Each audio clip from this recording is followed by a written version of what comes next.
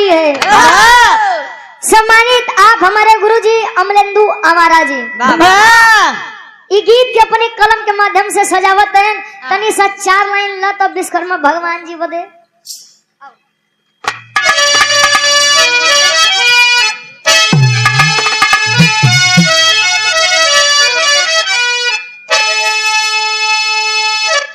अरे चक्र सुदर्शन त्रिशूल वज विश्वकर्मा जी जिसको है खुद ही बनाए। अरे तो पुष्पक विमान की रचना किए रावण भी जिसको हवा में उड़ाए। अरे कर्ण का कुंडल दधीची की हड्डी से अरे दिव्य अस्त्रों की रचना है देखो रचा।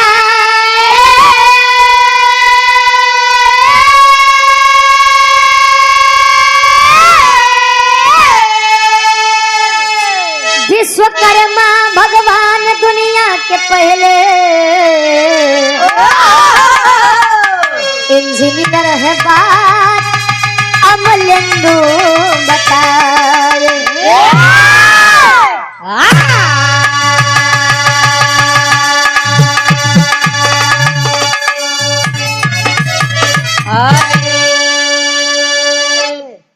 विश्वकर्मा जी इनहू के बाद गुरुजी सतयुग से चली, त्रेता से चली, द्वापर से चली। वाह ठीक बा ठीक बा। कहे पुष्पक विमान की रचना किए रावण भी जिसको हवा में उड़ाए। बारे कारीगरी देखिए, वेद में भेद नहीं, भेद है विद्वानों में। जले ये सब घटना घटे तो नहीं आप गए नहीं हम गए। आने वाला जैसा कि अब सुनबे है ना कि कलयुग में लास्ट चरम जब पहुंचे तले आयु 15 से 16 वर्ष रही और लंबाई केवल 12 इंच। जब 12 इंच के इंसान होंगे तो जाहिर से बात बा मनिए कि कहो पहले के समय में केहू ऐसा न चीज उड़ा सकत है। हवाई जहाज जे के कहते हैं कि ओपर कोनो कुछ लगबे न करे, वो हवा में उड़े। आने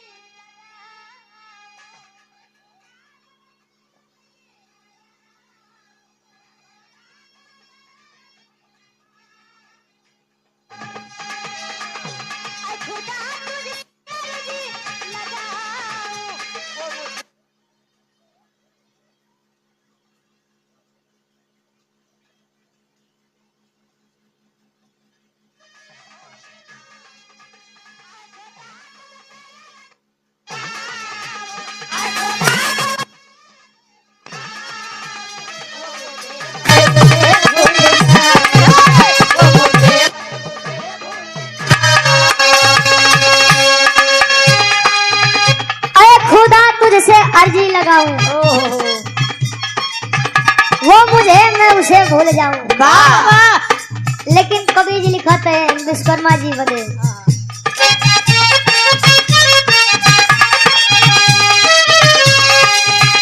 कला विश्वकर्मा अपनी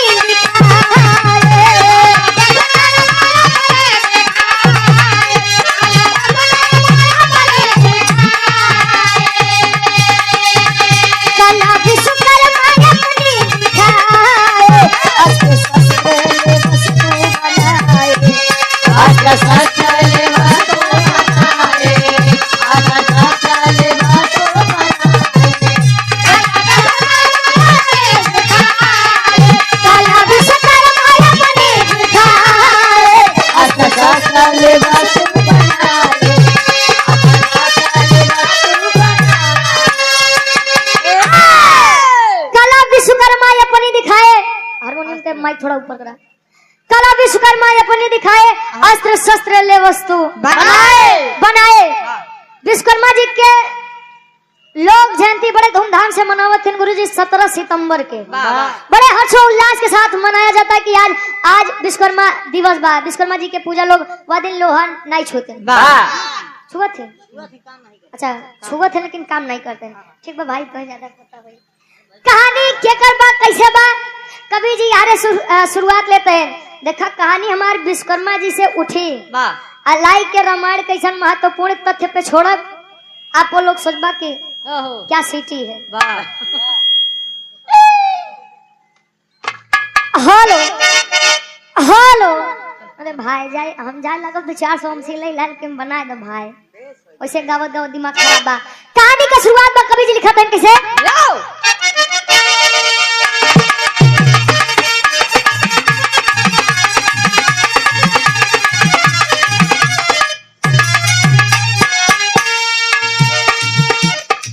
समय था ऐसा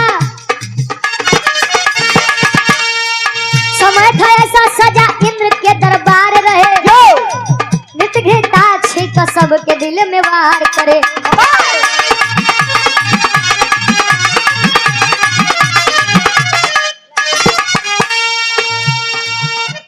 आदरणीय सम्मानित गार्जियन जी आप राम अवध विश्वकर्मा जी।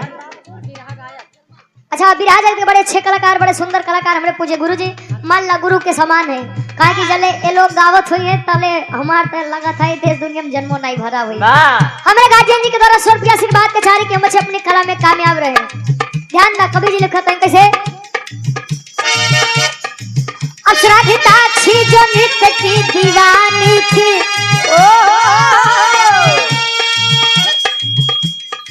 अप्सराधिताक्षी जो नृत्य की दीवानी थी, उन्हीं की बेटी चित्रांगदा सयानी थी।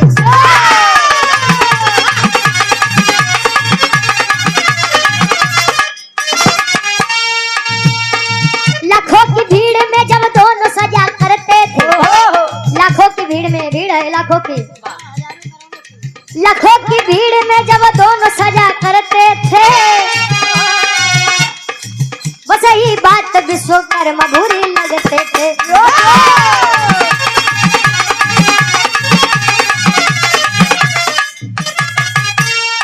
नृत्य से क्रोधित विश्वकर्मा रहा करते थे, नृत्य से क्रोधित विश्वकर्मा रहा करते थे, नृत्य से क्रोधित विश्वकर्मा रहा करते थे, नृत्य से क्रोधित विश्वकर्मा रहा करते थे। अपने आत्मान से ही दिव्य बचस कहते थे,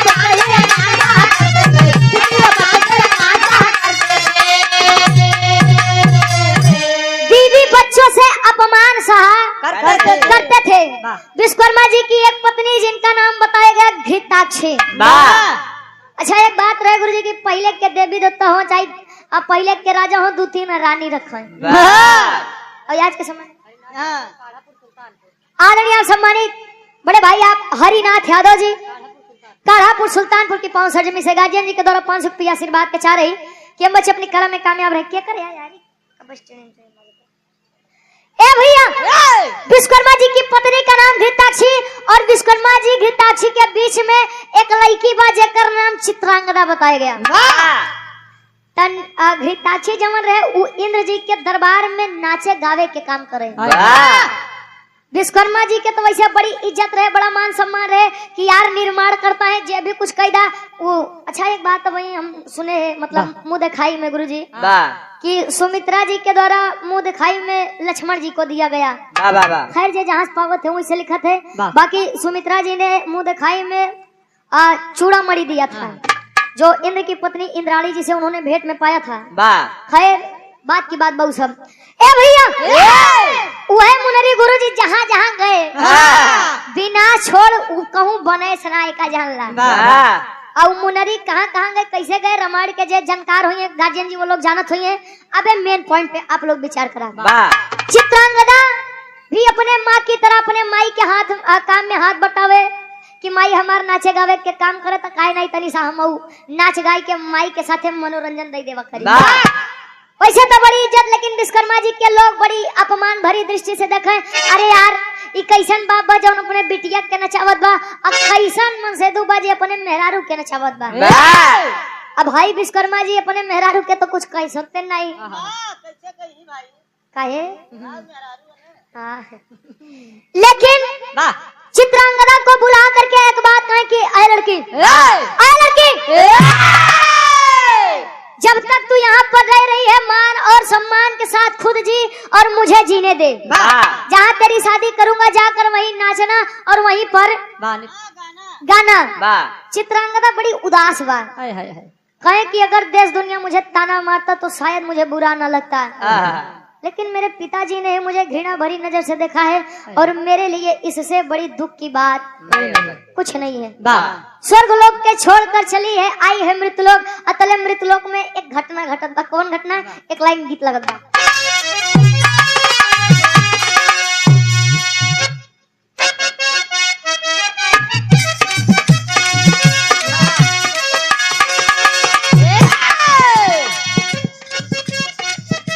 मार्केट में बड़ी वायरल रहे। कोनो लड़का अपने दुल्ही से कहे, हई सेंट गमका हुआ हमारे हाथ में,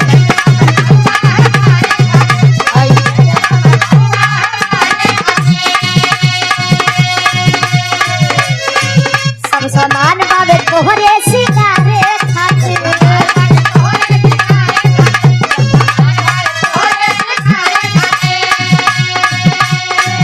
हई सेंट गमका हुआ हमारे खातिर, सब सामान बाबे तोहरे सितारे खातिर। सारा दुल्ही ना खाना देखावे कहे, टिकुली लैला कजरा लैला झुमका हाई फाई, कजरा हाई फाई।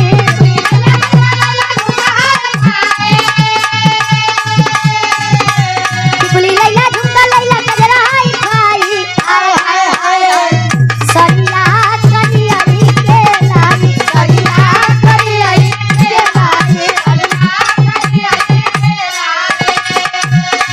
लेकिन विश्वकर्मा जी की बेटी चित्रांगदा उदास होकर चली है और आई है मृतलोक। अतले होता बा मृतलोक में घटना घटे, होके गुस्सा में कन्या वहां से चले, गुस्सा में कन्या वहां से चले, गुस्सा में कन्या वहां से चले। घटी लोकवा में आई कचनार कली, लोकवा में आई कचनार कली, लोकवा में आई कचनार कली। होके गुस्सा में कन्या वहां से चली, आई मृतलोक में देखा कचनार कली। भटके इधर उधर काहे कि किधर जाई,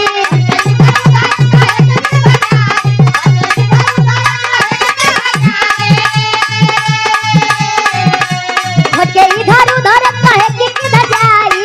आए हाय हाय राजा सूरत के पास आई, राजा सूरत के पास आई। कहे हो के गुस्सा में कन्या वहां से चली, आई धरती लोकवा में देखा कचनार कली। भटके इधर उधर कहे कि किधर जाई और राजा सूरत के पास आई। मृतलोक में एक राजा थे जिनका नाम राजा सूरत बताया गया। तो राजा सूरत के उन लड़कियां देखे, आज ऐसे देखे तले पहली नजर के पहला प्रेम हो गया। राजा सूरत चित्रांगदा को देखे और चित्रांगदा राजा सूरत को देखे। दोनों देख रहे हैं एक दूसरे को। अच्छा, दोनों में यह वचन बंधा कि अब जिएंगे आपके लिए और मरेंगे आपके लिए।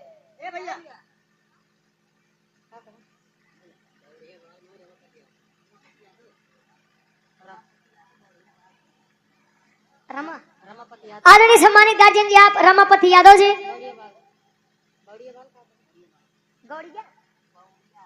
समझे नहीं ये 500 रुपए का सम्मान आशीर्वाद के छारी के बच्चे अपनी कला में कामयाब रहे। ए भैया, राजा सूरत अच्छा है। आज के समय में सबसे ज्यादा धनवान व्यक्ति कौन है आप लोग जानते हैं?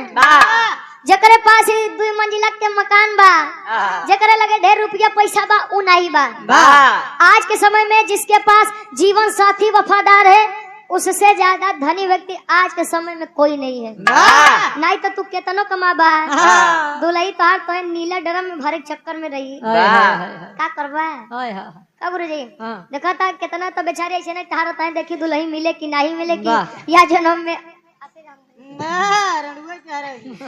भैया अच्छा राजा सूरत और चित्रांगदा में प्रेम हुआ। अच्छा धीरे धीरे समय बीता। तले चित्रांगदा कहे स्वामी अब मैं जाऊंगी और जा करके आपके और हमारे बारे में मैं अपने पिता विश्वकर्मा जी को बताऊंगी। ठीक है जाइए। लड़किया आवत बा तले विश्वकर्मा जी अपने बिटिया चित्रांगदा बदे स्वयंवर रचत है। स्वयंवर का मतलब यह होता है कि जो स्वयं की इच्छा से चुना जाए। वो कहा के रहे कि स्वयंवर रचत है, बाकी उस शर्त रहे वो राजा के और जे शर्त उ जीते तले वही दुल्ही पाए। जले स्वयंवर रचा खबर फैल गई तो जे बुढ़वा काका दादा हरे जैसे यहाँ हिल डोल नहीं पावत हाँ गुरुजी और लाठी डंडा लेके पहुंचत है। जे 80-85 साल के उन्होंने चलत है 18 साल के कुमारी लड़की मिली जाये तो लहान तो बैठिन जाये हिलत का पर अच्छा सब पहुंचत है। तले चित्रांगदा खुशी खुशी और पूछत बा पिताजी मुझे आपसे कुछ बातें करनी है। कहे कि हाँ बेटी मुझे भी तुझसे कुछ बातें करनी है। कवन बात? कहे कि देख तोरे बदे स्वयंवर रचती अब ते अपने दुल्हा के घरे जाए और वहां नाच गाना करे। तले लड़किया देखा कहे स्वयंवर हमारे बदे ता हमार जिगर का एक टुकड़ा तू तो तोरे बदे रखल ना। तले लड़की खड़ी हो गई कहे पिताजी आपका दिमाग खराब है, पागल हो गए हैं आप। अरे आप होते कौन है बिना मुझसे पूछे मेरी शादी को तय करने वाले? भाई सभा लगी है और एक बेटी अपने पिता का अपमान करे तले विश्वकर्मा जी गुस्सियाए गए। तेरी इतनी मजाल, तेरी इतनी मजाल कि तू बीच दरबार में मेरी बेइज्जती करेगी। कहे पिताजी देखा मामला बड़ा सीरियस बा। कैसे?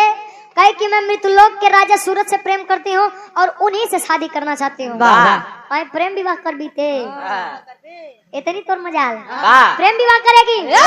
कले विश्वकर्मा जी श्राप सुनावते हैं कि ऐ लड़की जिस लड़के के लिए तूने मेरी बनी बनाई इज्जत इस सभा में खराब की है, मैं तुझे श्राप देता हूँ कि अगर तूने मेरी मर्जी के खिलाफ उससे शादी करी तो जैसे ही वो तेरी मांग में सिंदूर डालेगा वैसे ही वह लड़का इस दुनिया को अलविदा कह जाएगा। यानी सुहागन होते ही तू विधवा हो जाएगी। अजले इतनी बतिया चित्रांगदा सुने तले करत का तेरी के भाव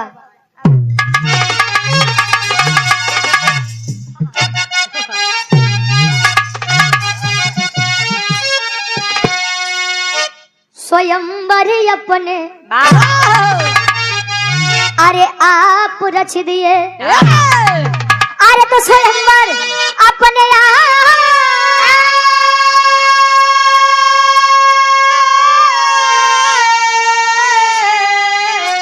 अरे तो स्वयंवर अपने आप रच दिए। दुआ तो दिए नहीं बदले में मिला सरकार।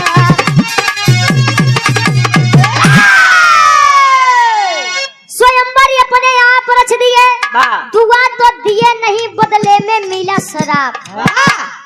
चली है चित्रांगदा मन विचलित है, मन व्याकुल है कि अरे यार मेरे सामने कौन सी है घड़ी आकर खड़ी है जहाँ मैं अपने प्रेम के पास जा नहीं सकती और मैं अपने प्रेम के बिना रह भी नहीं सकती।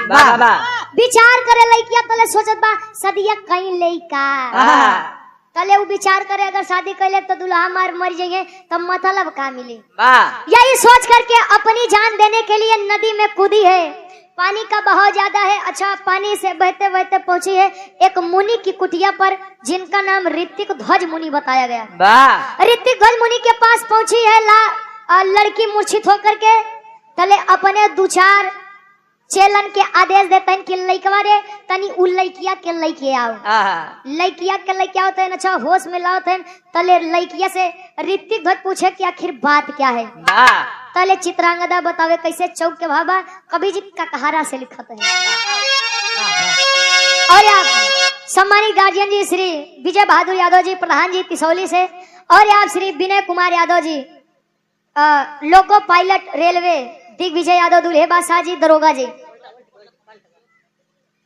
फरमाइश बलन के बांगुर बबेलनवा भला जेकर पिराय हो जाने ये 500 रुपया आशीर्वाद का चाह रही कि बच्चे अपनी कला में कामयाब रहे। देखा काका दादा हरिन का समाज आज ज्यादा बा जल एक बिरहा सुनोबन आई तले वैसन हम बदनाम है कि धुने ता हम ढेर गाई थी लेकिन हमार दोस्त नहीं बा यूट्यूबर भैया लोग जैसे ज्यादा कमाइए वही गीत डलिए कितनो बिरहा गो बा बिरहा के ऊपर ध्यान नहीं देते डलबो करे तो चलबो नहीं करे तो का मतलब बना अब ए भैया कहाना के भाव में कवि जी लिखा तेनु चित्रांगदा बतावत बा ऋतिक भजमुनि से का से शुरुआत होत बा। अब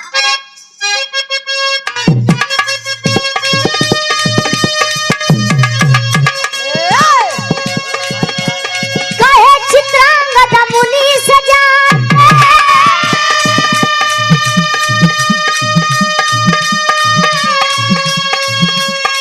जीवन अब स्वीकार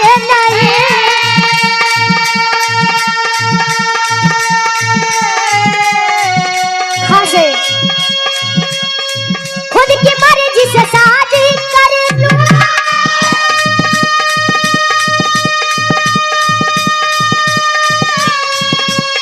क्या मेरा अधिकार नहीं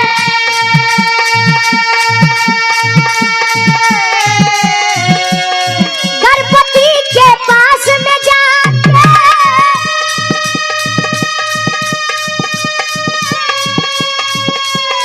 करती मैं सिंगार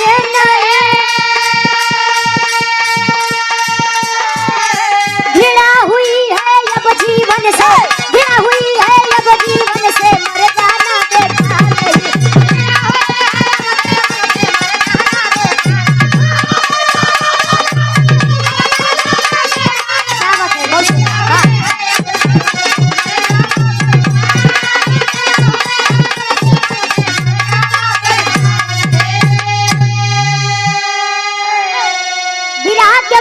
लोग बैठे हैं इस पावन सरजमी से अक्का से कहे चित्रांगदा मुनि से जाके जीवन अब स्वीकार नहीं खासे खुद की मर्जी से शादी कर लूं क्या मेरा अधिकार नहीं गा से गणपति के पास में जाके करती मैं सिंगार नहीं और घृणा हुई है अब जीवन से मर जाना बेकार नहीं।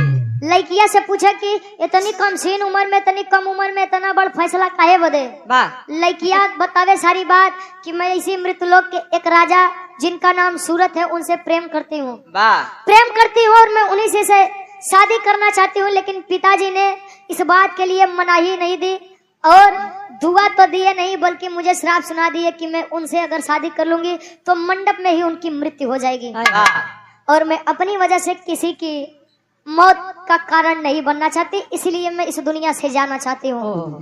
तले ऋतिक भजमुनि विश्वकर्मा जी अच्छा विश्वकर्मा जी खोजत पहुंचते हैं अपने बिटिया के तले ऋतिक गज कुटिया पे पहुंचते हैं तले ऋतिक भजमुनि बताएं कि देखा विश्वकर्मा जी ऐसा अनर्थ मत करा अगर ये आपकी बेटी उनसे प्रेम करती है और बेटी से आप के वो प्रेम करते हैं तो शादी कर दीजिए। पहले विश्वकर्मा जी लागे घमंड में बात करें कहा कल के बाबा बाबी हमका कहानी बताओ तू बाप बिटिया के मैटर बात तू कहीं बीच में बोलत है अच्छा होता है जब कभी कभी बाप बेटी का कोई बात विवाद हो जाए जो एजुकेटेड है उनकी बात नहीं है लेकिन आज भी जो पुराने हालात में चलते हैं उनमें बहस हो अगर कोई आके समझा दे कि अगर लड़कवा के ही में खुशी बात कायदा काहे कि लड़कवा लड़किया मर जाई चली लेकिन इज्जत के साथ खिलवाड़ ना पता नहीं समाज किस खोखले सम्मान के पीछे भागता है। हम एक टाइम भोजन नहीं करेंगे तो हमारा समाज हमें देने नहीं आएगा। कपड़ा फटा है तो कोई पैसे देकर ये नहीं कहेगा कि आप पहन लीजिए आपका तन ढक जाए। अजोने दिन लइकन के खुशी देखे के पारियावादी समाज सबको दिखाई लगा था। समाज वाले जन ये तक कही है किस समाज की बात करते हैं आप लोग। ए भैया विश्वकर्मा जी यही बात कहे कि प्रेम विवाह वो हमारे लड़की के इनाई हो सकत लगे घमन से बतिया तले ऋतिक भजमुनि श्राप दे दें कि बहुत घमन बतोए बड़का उखाड़ू नाक बनत है। जाइए मैं आपको श्राप देता हूँ कि आपकी ये विशाल काया रूप एक वानर में बदल जाएगी। पहले के लोग गुस्सिया तले कमंडल के जल तले मार दे जा अच्छा वो वानर बन के करी है। आदरणीय आप सम्मानित श्री इंद्रदेव यादव जी पूर्व स्टेशन इंचार्ज साहब शाहगंज डिपो तिसोली की पवन सरजमी से ये 500 रुपया आशीर्वाद के छा रही है। ए भैया श्राप मिला और श्राप के कारण विश्वकर्मा जी का शरीर एक वानर विशाल काय वानर में बदलता है। विश्वकर्मा जी लगे हाथे गोड़ जोड़े, स्वामी मुक्ति दे दा, स्वामी गलती हो गई, आज के बाद ऐसा गलती नहीं, आप जहाँ करबा हम अपने बिटिया के शादी वहारे करब। अभी नहीं हो सका, अभी तब होई जब अब तू राजा सूरत के खोज के लेके आबा, अब बिटिया से अपने शादी करबा। अब भाई चल दिए विश्वकर्मा जी वानर रूप में मुक्ति मुक्ति मुक्ति मुक्ति मुक्ति मुक्ति मुक्ति मुक्ति यार मुक्ति मुक्ति करत करत पहुंचा तन कहाँ? अंजन प्रदेश। अंजन प्रदेश हुए जहाँ हनुमान जी के अवतार भरे और पालन पोषण भरे। अंजन प्रदेश जब पहुंचे तो बड़कुआ बानर देख के जब छोटके बनरे गुरु जी जब छोटके बनरे यहाँ विचार कर साला कहाँ से आया ये कमेटी में नए सदस्य कहाँ से आ गया। अच्छा होता है कि अगर हम किसी ऐसे इंसान को देख ले जिसे हमने कभी नहीं देखा हो तो विचार करते हैं यार ये है कौन। वैसे ही बानरों के अंदर हलचल मची है, कौन है तले होत का बा विराह के आखिरी गीत लगत बा खाटी इलाहाबादी तर्ज।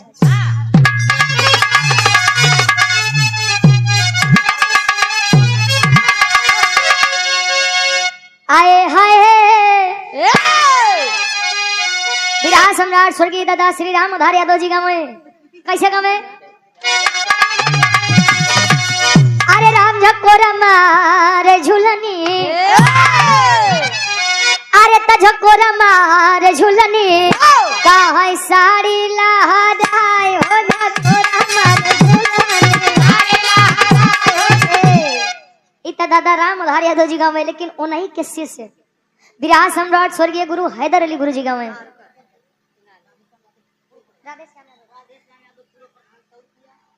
राधे श्याम यादव जी पूर्व प्रधान साहब 100 रुपया।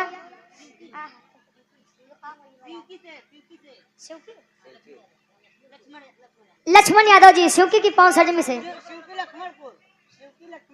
शिवकी लक्ष्मणपुर तो ये उल्टा सीधा सुना था हम ये 200 रुपया आशीर्वाद के चारे के मच अपनी कला में कामयाब रहे। ये होता था प्रेम और ये है गुरु और शिष्य का प्रेम। दादा राम आधार यादव जी हिंदू धर्म से, लेकिन विराह सम्राट स्वर्गीय गुरु हैदर अली गुरु जी और मुसलमान से। मुसलमान मजहब था उनका, धर्म था, लेकिन बाहर आज भी दुनिया अगर राम आधार यादव जी का नाम लेती है तो उनके साथ हैदर अली गुरु जी का भी नाम लेती है। हैदर अली गुरु जी एक कैसेट निकाले रहे रतौंधिया जीजा ओ मगाए रहे कैसे आए हाय अरे राम घुसुरी गवा बरधा अरे घुसुरी गवा बरधा कहाँ सारी यही मजारी घुसुरी गवा बरधा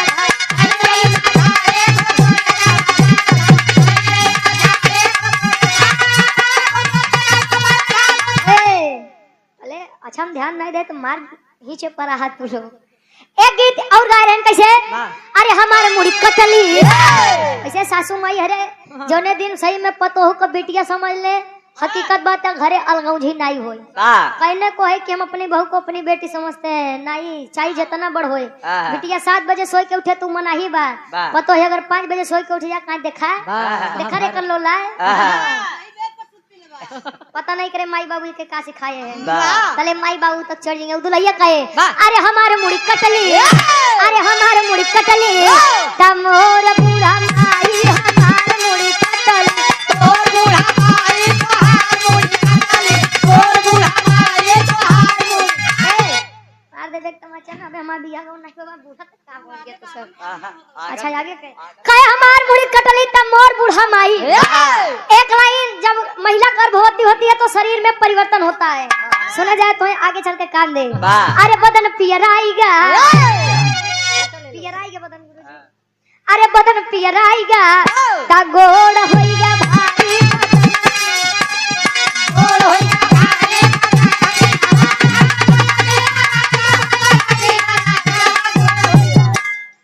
एक लाइन हमारी गीत बड़ा मन पसंदीदार बा अरे घुमक के गोरी मरलू दादा राम कलाश यादव जी गाते रहे कहे तेरी मेरी आंख लड़ी लोगों ने बदनाम किया कहे दुनिया के बक्का दिया हम तू अपन काम किया क्या बात है केहू केहू कहे ला उमरिया के दोस्त बा कहीं के गए सूरदासी सब नजरिया के दोस्त बा मस्तनी से नजर घुमाई दे जानला बर्बादी के कारण चालू बा अरे घुमा के गोरी मरलू आई नया ना वैसे बारे घुमा के गोरी मरलू सुभाष चंद्र यादव जी कोतवाल जिला मऊ से गार्जियन जी के द्वारा 500 रुपया आशीर्वाद के चारी कि हम बच्चे अपनी कला में कामयाब रहे नहीं मऊ तिसौली दोनों लिखा बना ऐसे हम कंफ्यूज है महाराज 500 रुपया आशीर्वाद के चारी कि हम बच्चे अपनी कला में कामयाब रहे कहे घुमा के गोरी मरलू नयनवई से बान रे गुरु जी तनी इनकर लोग के वाली हो जाए हाँ कैसे अरे टंगिए में टंगिया बाबू टंगिए में टंगिया फंसवाली हो ननदी भौजैया टंगिए में टंगिया फंसवाली हो ननदी भौजैया कहे टंगिए में टंगिया फंसवाली रे ननदी भौजैया तो कहे ऊपर ऐसे डाल के हिलवाली हो ननदी भौजैया ऊपर ऐसे डाल के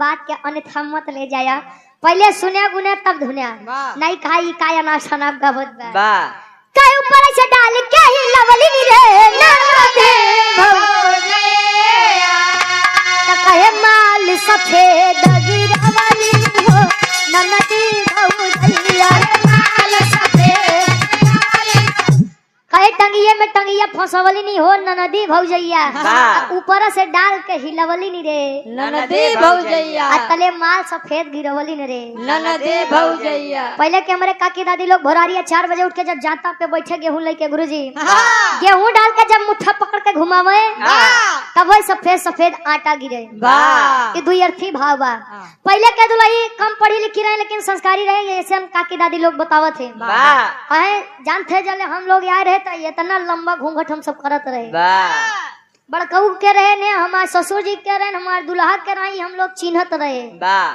आज के समय तो पता नहीं कैसे नाम लेकिन हम घोरावत डब्लू का गुरु जी ना अरे मतलब नाम ले पहले के दुल्ही लंबा घूंघट करे काहे बोले जाना था उनका दांत बड़े बड़े होता वाह जब तू देखा ही जाता है पहले के दुल्ही मांग भर के सिंदूर लगावे ऐसे कि हमारे दुल्हा की आयु लंबी हो आज के दुल्ही फैशन में तनी सा टिकली है काहे बोले जाना था ये जल्दी वाला दूसरे जाई जब तहार वाली कितना लगा इनका बेलचस लगावत है अच्छा तले 150 प्लस है अरे पागल रहा का ये देखा था 110 बड़ी सब्जी जाते कैसे मान ले 100 और यहाँ सम्मानित गार्जियन जी आप दूल्हे बासा जी की आप बुआ जी और धर्म के हमारी भी बुआ जी ये 200 रुपया आशीर्वाद के चाह रही बुआ के अगर बुआ के गोड़ छू के पहली बार तले फूफो के हमार नमस्ते प्रणाम बोल दिया तो गुफा मोलियान हुई नहीं गुफा में काहे ओलियान हुई है वो अबे कुछ समझत हुई है जाना था ससुरारी में फूफा इनका मिजाज बड़ा ये लगे अब कवि जी लिखा था भाव में अंजन प्रदेश के जितना कुल बानर है वो बकाय बानर यानी विश्वकर्मा रूपी बानर का देख के सोचा पहन का सोचा है आए हाय अरे कहाँ से आया बनरा अरे कहाँ से आया बनरा मोर नगरी में कहाँ से आया बनरा मोर नगरी में कहाँ से आया बनरा मोर नगरी में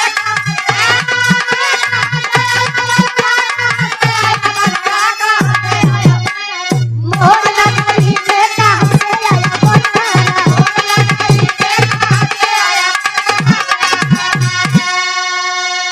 कहाँ से आया बनरा मोर नगरी में लोग विचार करते हैं यानी बानर कुल विचार करते हैं तले हनुमान जी आए हो विश्वकर्मा जी बेशर्मा नहीं यार विश्वकर्मा जी अच्छा तब वही तोहार कास्ट चेंज होता है काहे विश्वकर्मा जी कस बानर ओनर बन के यहाँ आया है अजले यहाँ आया तो कुछ बड़ा घोटाला कई के लगता है हम जाना था कैसे होए हेलो अच्छा तो सबके मेहरारू के लोड तोहरे ऊपर बा अच्छा विश्वकर्मा जी के देख के अंजन प्रदेश से चल दिए हनुमान जी, पवन पुत्र उड़ चले। आहा उस स्वर्ग लोक में पहुंचते हैं तो घृताक्षी मारे अपन नृत्य पे नृत्य दिखावे, लगाई नाचे। कैसे? जयस राज यादव जी तिसौली की पौसर जमी से पूज्य गार्जियन जी के द्वारा 200 रुपया आशीर्वाद के चाह रहे हैं। का मेरे घुंघटा पे मर गया लाखों जवान। हाय हाय हाय। हाँ ई कुल गाना प्ले एक करे जाते रहे। हाँ विश्वकर्मा जी है तो तू कुछ भी कैसे करता है। ए भैया अच्छा यार विश्वकर्मा जी के मेहरारू लगे पहुंचे हनुमान जी तो लगा कहा का हमेशा जब देखा तब नचते रहा तू, कुछ पता बा? काहे कुछ पता बा? काहे का कहे न रे तोरे जना बानर बन के हमारे देश में टहरत है। तोरे जने? अरे यार मतलब उनका लोग के बात रही। विश्वकर्मा जी के हालत बतावे घृताक्षी के। तले घृताक्षी से कहे हनुमान जी अगर सच में उनका प्रेम चाहती हो तो आओ चलो मेरे साथ। कहे कि हाँ वैसे ढेर दिन हो गया बा हमार सैया हमसे ढंग से प्यार नहीं करत है। चली बा बेचारी घृताक्षी। घृताक्षी जब आए एक बार तो हंसे कि अरे हमारे विश्वकर्मा जी गए मार बानर बन के हर बार उछलते हैं हमारे वो। एक दाई सोचे कि अरे यार कैसे हो हमारा स्वामी ठीक कैसे होइए। तले हनुमान जी कहे कि अब देखा अब उनकर खेला देख लू, अब तुम्हें तनी खेला करे एक बार। मतलब कि अगर आपको प्रेम चाहिए तो बनरी बन जाओ। कहे बानर है तो आप बनरी बना।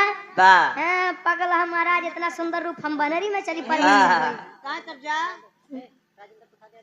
राजेंद्र प्रसाद यादव जी तिसौली की पौन सजमी से गार्जियन जी 100 रुपया आशीर्वाद के चाह रही। अच्छा ठीक है, पति का प्रेम पाने के लिए वानरी का रूप रखी है घृताक्षी जी। अब एक तरफ वानरी रूपी घृताक्षी और एक तरफ वानर रूपी विश्वकर्मा जी। तो घृताक्षी वानरी के रूप में जब आए तो लगे मार पोज पे पोज दे।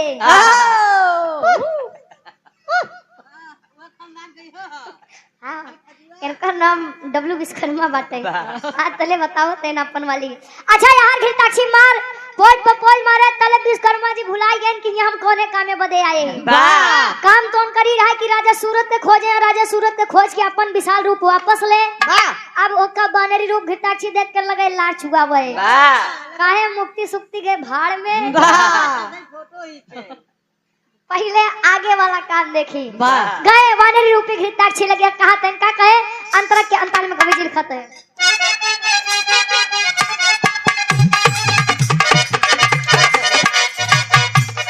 गए हनुमान तब घृताक्षी को ले आए।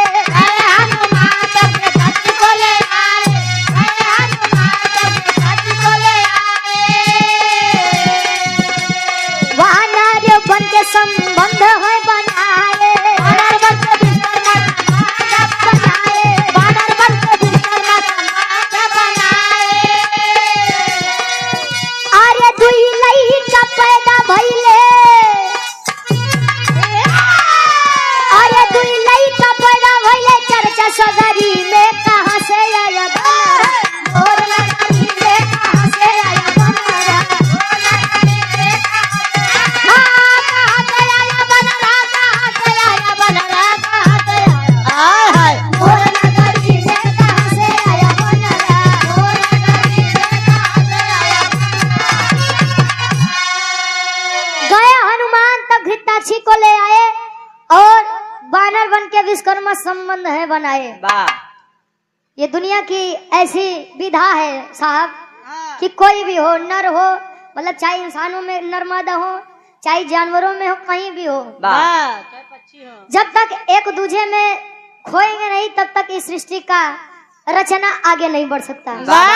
अच्छा प्रेम हुआ, दोनों में प्रेम हुआ तो दोनों में संबंध बना। संबंध बना तो दोनों के संयोग से, दोनों के मिलन से काफी समय बीता तो दुई लड़का के जन्म भर।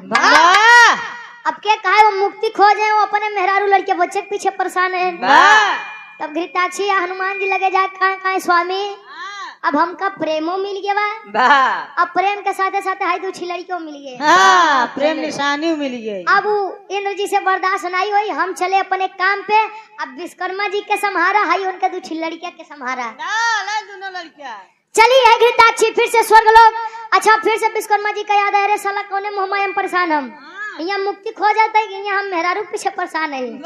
अच्छा फिर से गए हैं मुक्ति के लिए, कहा पहापट के भाव में कवि जी लिखत है और जौन दुई लड़का जन्म लिए उनकर नाम का बा ई बिरहा में आखिरी प्रमाण रही। तले पहुंचतन कहा राजा सूरत जी के दरबार में वानर रूप लिए। कैसे? संत राम मौर्य जी हरतापुर से गार्जियन जी के द्वारा 200 रुपये आशीर्वाद के चारी के हम बच्चे अपनी कला में कामयाब रहे।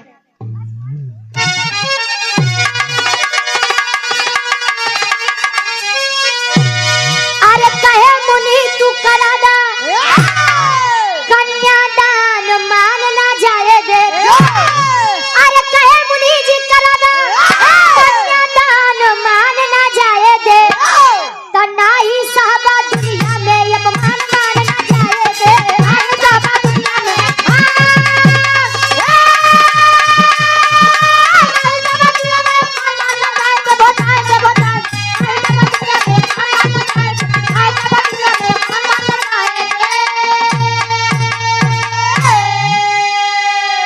तो सुनी के बाद तब विश्वकर्मा जी हाथ को बढ़ाए हो।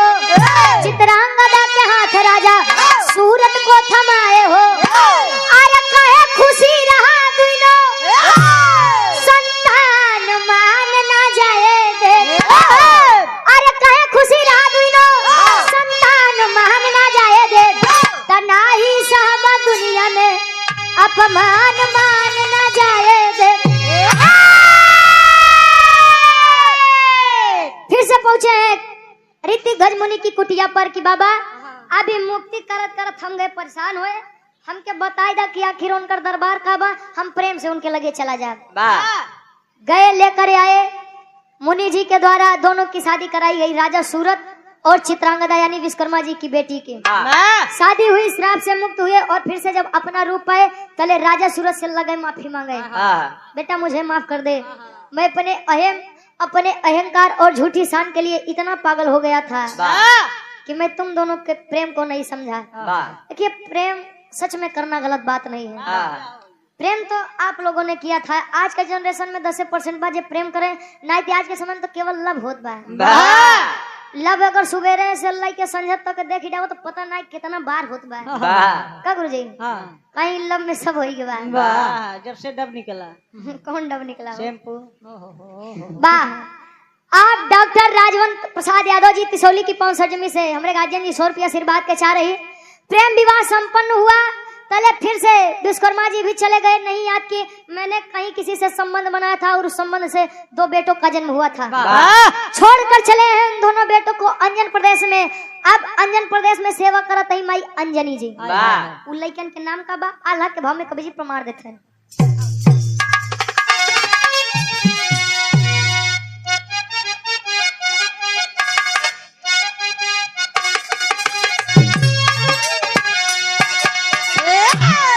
अरे वानर रूपवा में भगवान वानर रूपवा में विश्व कैले मन मानी बाबे।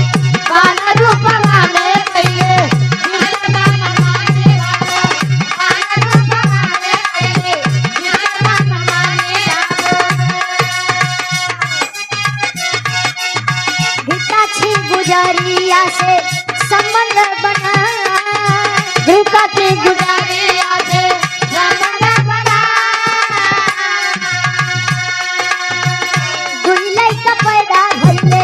अंजन परी दे सदा दादा दुनिया का पैदा होइले। अंजन परी दे सदा दादा दुनिया का पैदा होइले। अंजन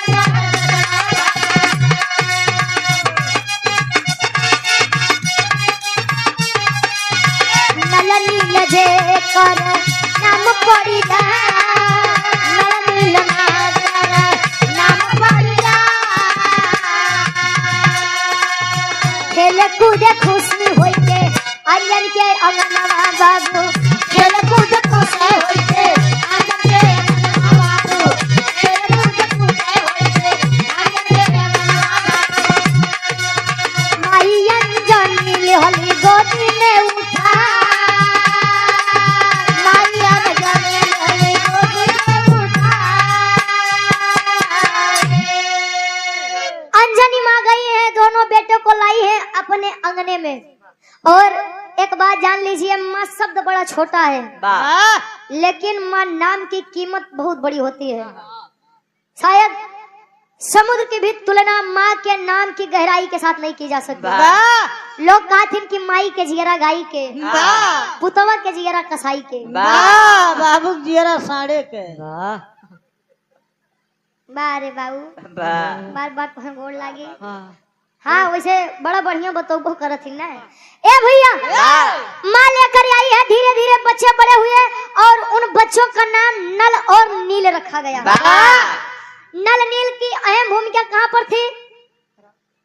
राजा तुम मत जाना। जब पुल बनात रहा। अच्छा जान गया कहा? अरे वो हमारे सर बता। नल नील नाम बड़ा अच्छा ये होता है साहब कि कभी कभी बदुआ भी हमारे लिए आशीर्वाद बन जाती है। मतलब कहा जाए साफ शब्दों में, कभी कभी श्राप हमारे लिए वरदान बन जाता है। वरदान कैसे बना था? दशरथ जी को कोई संतान नहीं थे। जब श्रवण कुमार को उन्होंने गलती से बाण मारा था गुरुजी, खैर उसके भी पीछे बहुत बड़ा भेद है। बाण उन्होंने जब मारा था तो उनको श्राप मिला कि राजन, जैसे हम अपने पुत्र के वियोग में मर रहे हैं वैसे आप भी अपना दम तोड़ेंगे। राजा दशरथ बड़ा प्रसन्न भैन, हमारे लड़के नहीं यहाँ था, हम मरब कहाँ से। वही श्राप उनके लिए वरदान हुआ। एक नहीं 4 लड़का घरे जन्म लिए। उनका रखी बेटियों रही शांता, लेकिन वो उन्हीं के गर्भ से जन्म लिए रही।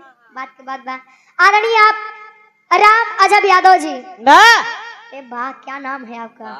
तिसौली की पाँव सजमी से। हाँ हो राम अजब यादव। गार्जियन जी के द्वारा 100 रुपया आशीर्वाद के चारे कि हम बच्चे अपनी कला में कामयाब रहे। एक दिन हम विराग आवे गए ता एक जने इनाम दे मंडोले तले अब हेरा तई देखा मिला थे उनका नाम के कहू कि नहीं। हां मिली ही तंडोले। हां मिली है, लेकिन देखा मंडोले मिली है कि नहीं मिली है। आखिरी भाव खड़ी के भाव बा कैसे?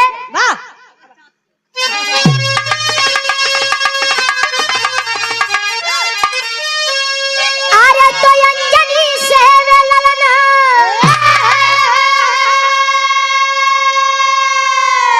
अब बजरंगी हो गए तो पैदा नल नील हो के उनके संग हो गए।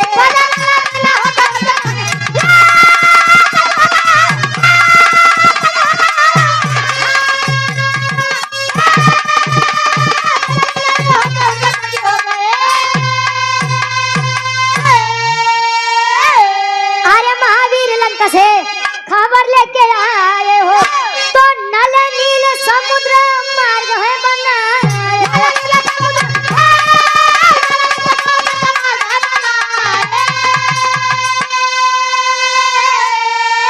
अरे हुई लड़ाई तीनों वीर अब जंगी हो गए, तो हुई लड़ाई तीनों वीर अब जंगी हो गए, पैदा नल नील हो के उनके संगी हो। महावीर लंका से खबर लेके आए। नल नील के बचपन में उजड़ता के कारण, जैसे लड़का होते हैं तो कोनो बड़ा चंट होते हैं तो कोनो बड़ा सही होते हैं, तो उजड़ता के कारण उनको श्राप मिला था ऋषि मुनियों के द्वारा कि आप लोग कभी भी किसी भी भारी चीज को यदि पत्थर में डुबोएंगे तो वह नहीं डूबेगी। पानी में पत्थर आप कोई भी डुबोएंगे वह नहीं डूबेगा। और यही अभिशाप उनके लिए वरदान बन गया राम सेतु निर्माण में। चले हनुमान जी खबर लेके आए, पता चला कि राम सेतु जले बनी नहीं तो वानरी सेना जाई कैसे। और नल नील के द्वारा छुए गए पत्थर पानी में नहीं तैरे और ऐसे ही राम सेतु का निर्माण हुआ। एक बात बा गुरु जी, भले भाग के प्रभु श्री रामचंद्र जी अपने साथे भालू बंदर लेके गए लड़े, नहीं तो मन इतना फितरती हो चाहिए, हम हो चाहिए आप हो तरी के सोना के सामान देखला तो ईमान लोग खोई डावत है कि यार लई तनी सा काम में बन जाए। अगर मनई गए होते ना सोने के लंका देखे होते तब कहते रावण जी का अन्ना से परेशान होते हैं, तनी का हम कुछ दे दे राम जी के मुड़िया हम ही दवाई दे। आदमी इतना फितरती होती है, ये सत्य है। यहाँ पर कोई किसी का नहीं है, बेकम मत सोचा हम ज्ञान बतावत है तो हमारा स्वार्थ नहीं बा, मेरा भी स्वार्थ है। प्रतापगढ़ से हाँ बिल्कुल यार, पागल है का जो प्रतापगढ़ से यार इतनी दूर आऊँ। यहाँ पर भी मेरा भी स्वार्थ है और यहाँ पर बैठे सभी का किसी न किसी से स्वार्थ है। लोग जब इस संसार से जाते हैं और लोग उनके जाने के गम में रोते हैं तो इसीलिए रोते हैं कि अब माई नहीं है तो हमारे कमुआ कैसे चले। पहले बियाह करा है, पहले गदन बटन लगाया। अच्छा ठीक बात। और आप सम्मानित शिव स्वरूप यादव जी तिसौली की 500 में से 100 रुपया आशीर्वाद के चारी। अच्छा गुरु जी एक बात बा, पहले के समय में का गजब गजब नाम रखा है। अब देखला शिव स्वरूप यादव जी, राम अजब यादव जी, आई हमारे बाबू हमरे विश्वकर्मा बाबा हमरे एंकर लोग के नाम नामे रहे। और आज के समय में तो एक एक अक्षर के नाम बा, डब्लू यस बस बोसी छोट हो नहीं सकता तो होई कहां से। आखिरी में खानदान के पीछे बा हमरे बिहार के शीर्षक रहे विश्वकर्मा जी बने बानर और नल नील का जन्म। अब आखिरी भाग खानदान के पीछे बा गुरु बिहारी गुरु गणेश गुरु रामलाल मुरबाद का।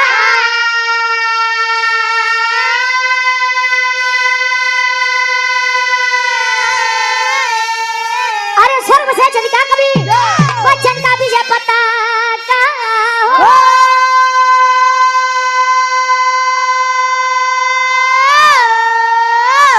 अरे तो स्वयंवर अपने आप रच दिए, कावे रुचि अदो बरी का पानी ना स्वयं